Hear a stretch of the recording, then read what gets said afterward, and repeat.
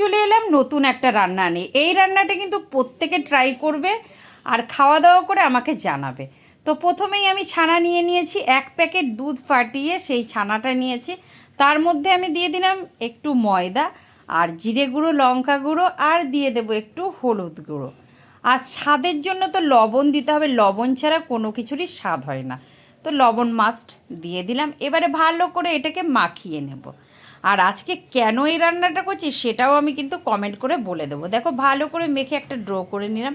এই ড্রো থেকে অল্প অল্প করে হাতের তালুতে নিয়ে চ্যাপটা চ্যাপটা করে আমি সব কটা গোল গোল করে নেব, বড়ার টাইপের। তো চলো, সব কটা হয়ে গেছে। আর আচ্ছা, গুনে দেখো তো কটা হয়েছে।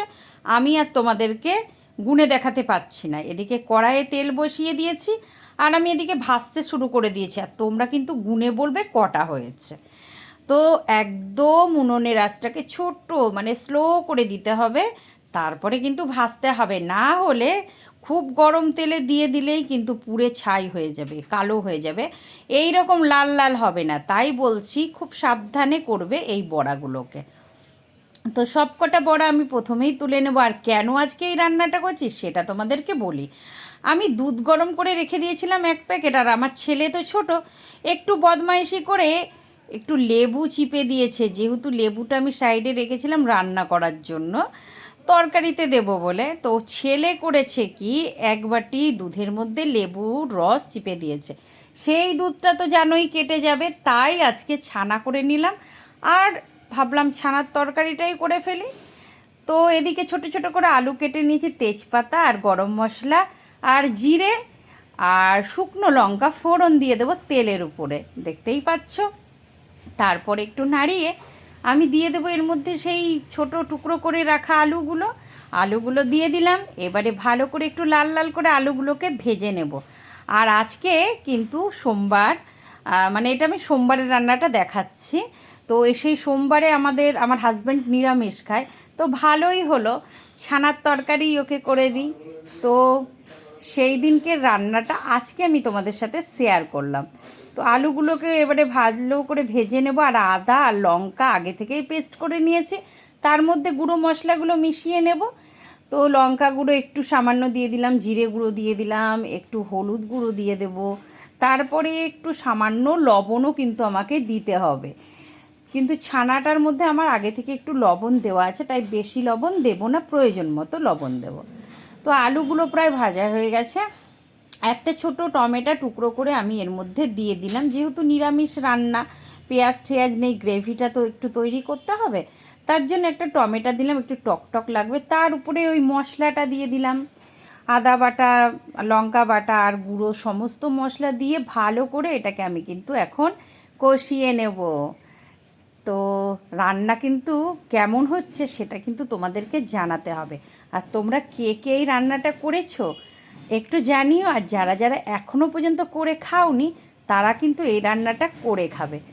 তো রান্নাটার মধ্যে গ্রেভি তৈরির জন্য আর টেস্ট আনার জন্য একটু পোস্ত আমি শিলের উপরে নিয়ে নিলাম, আর নিয়ে নিলাম একটু কাজু কিশমিশ আর 1 টুকরো নারিকেল। তারপরে ওটাকে ভালো করে বেটে নেব। তারপরে এইটা এদিকে কষা হয়ে গেছে, এবারে কিন্তু আমি এর মধ্যে জল ঢেলে দেবো। তো জল দিয়ে যখন টকবক করে জলটা ফুটবে আর আলুটা কিছুটা সময় সিদ্ধ হয়ে যাবে, তখন কিন্তু আমি বড়াগুলো দেব। আগে থেকে বড়াগুলো দিয়ে দিলে ভেঙে যাবে। তো দেখতেই পাচ্ছ অনেকটা জল শুকিয়ে এসছে। এবারে আমি প্রত্যেকটা বড়া দিয়ে দেব। আর তারপরে ওই পেস্ট যেটা করে রাখলাম সেটা কিন্তু আমি এর মধ্যে দিয়ে নামাবো। তো এটা 2-4 মিনিট হোক, তারপরে কিন্তু আমি যেটা বানিয়েছি পেস্টটা ওটা এবারে দিয়ে দেবো। দেখতেই পাচ্ছ এটা অনেকটা হয়ে গেছে। এবারে আমি এর মধ্যে যে জিনিসগুলো বেটে রেখেছিলাম, পোস্ত, নারকেল, কাজু কিশমিশ, ওইটা দিয়ে দিলাম। এবারে আমি ভালো করে নাড়িয়ে এর মধ্যে দিয়ে দেব একটু ঘি। আর তোমরা যারা ঘি খেতে ভালোবাসো না তারা না দিলেও হবে, ঘিটা দিলাম, একটু নিরামিষ রান্না তো তাই। আর তার উপর থেকে আমি একটু চিনি দিয়ে দিলাম। চিনি দিলে একটু সামান্য মিষ্টি মিষ্টি হবে, বেশ ভালো লাগে। আর আমি তো ঘি দেবই, কারণ আমার হাজব্যান্ড ঘি খেতে ভালোবাসে, তাই ঘি দিয়ে দিলাম, মাটন ঘি দিয়ে দিলাম। আর তোমাদের যদি মনে হয় দেবে না তো দিও না, আর দিলে দিতে পারো। তো কেমন লাগলো আমার রান্নাটা? গরম মশলা দিয়ে দিলাম লাস্টে, গরম মশলা দিয়ে আমি নামিয়ে নেব এবারে তরকারিটা। তো যদি তোমাদের আমার এই রান্নাটা ভালো লাগে অবশ্যই একবার ট্রাই করবে আর খেয়ে দেখবে, আর আমাকে জানাবে কেমন হয়েছে রান্নাটা। বড়াগুলোও কিন্তু প্রচুর নরম হয়েছিল, বেশ ভালো লাগলো। আমার কিন্তু এই রান্নাটা খেতে খুব ভালো লাগে, আর বিশেষ করে রুটি দিয়ে খেতে আমার ভালো লাগে। তোমরা কিন্তু এই রান্নাটা ভাত দিয়েও খেতে পারো, যারা ভাত দিয়ে খাবে তারা চিনিটা না দিলেও কিন্তু চলবে। তো লাস্টে নামানোর পর একটু মেথি পাতা আমি দিয়ে দিলাম, আমি কিন্তু বেশিরভাগ তরকারিতে মেথি ইউজ করি। তো ভিডিওটা যদি ভালো লাগে লাইক কমেন্ট করো, আজকে আসি, টাটা।